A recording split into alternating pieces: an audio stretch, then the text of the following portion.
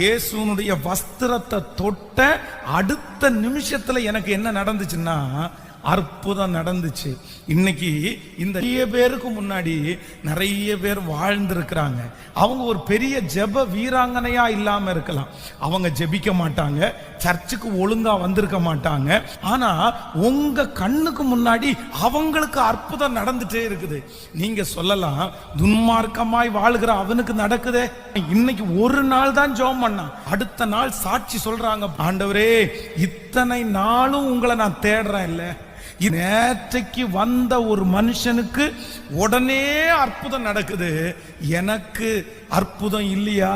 அப்பதான் ஆண்டவர் சொல்றாரு, இல்ல கொஞ்ச நேரம் என்ன தேடினவர்களுக்கே இவ்வளவு பெரிய அற்புதத்தை நான் செய்வேனே, ஆனால் கண்டிப்பாக உனக்கும் நான் செய்வதற்கு ஹல்லேலூயா.